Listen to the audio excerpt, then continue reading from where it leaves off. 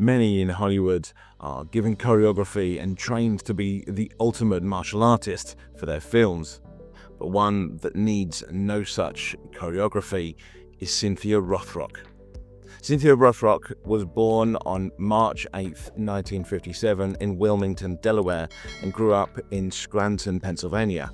From a young age, she showed an interest in sports and physical activity. At the age of 13, she began training in martial arts, starting with Tang Soo Do, a Korean striking art. Her dedication was immediate and intense, and she quickly proved to be a natural talent.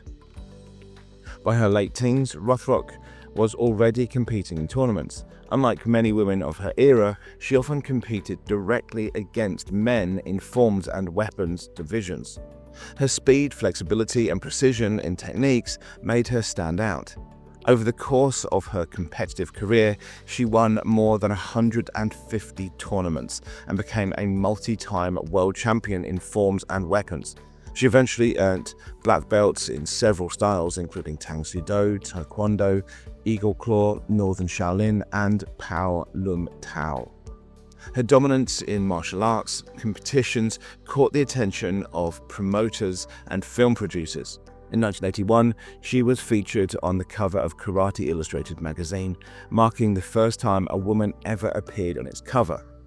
Her charisma and technical skill made her a natural choice for film, particularly at a time when martial arts cinema was booming in both Asia and the United States.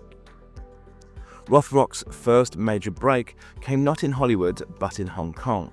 In 1985, she was cast alongside Michelle Yeoh, then credited as Michelle Khan, in the film Yes Madam, also known as Police Assassins.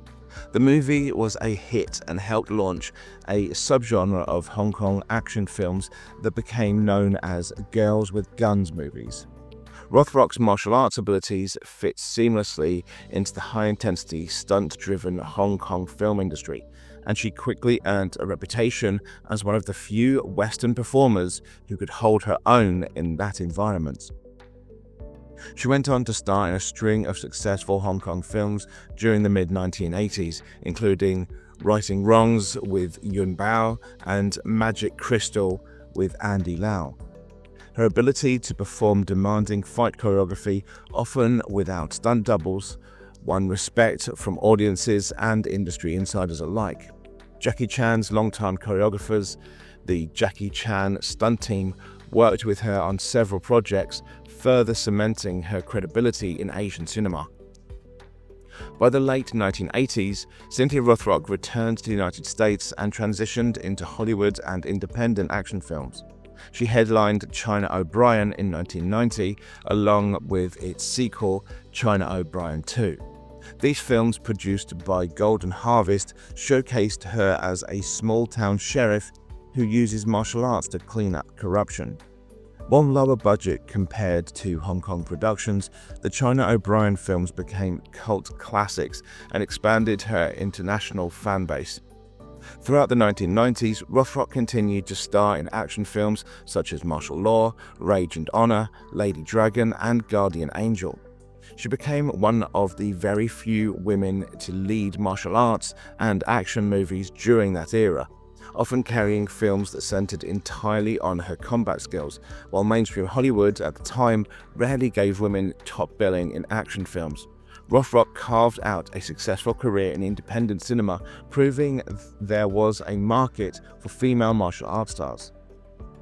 Beyond acting, Cynthia Rothrock remained dedicated to martial arts as a teacher and role model. She operated her own martial arts schools, taught seminars around the world, and inspired countless women to pursue martial arts.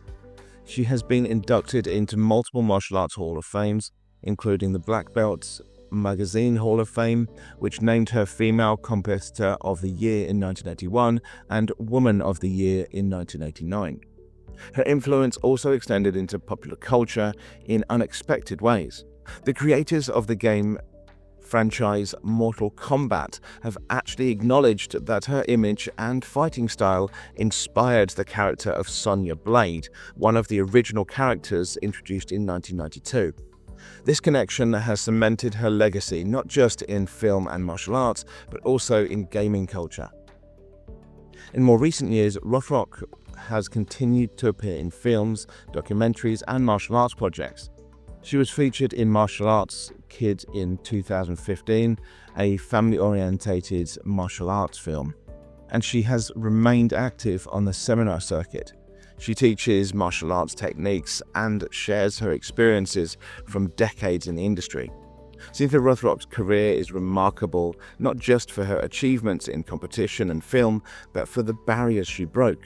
She proved that women could be legitimate martial arts champions, respected film fighters, and leading stars in a genre dominated by men. Her success in Hong Kong cinema, where standards for fight choreography were notoriously high, placed her among the elite martial arts actors of her generation. Today, she is remembered as both a pioneer and an icon. From her early days competing in forms and weapons divisions against men, to starring in international action hits, to inspiring future generations of martial artists and performers, Cynthia Rothrock has built a legacy of skill, determination, and empowerment. Her story continues to inspire not only martial artists, but anyone striving to challenge expectations and succeed in fields where few have gone before. If you'd like to hear us talk about more areas of martial arts, culture, and far more, please do like, comment, and subscribe, and thank you for watching.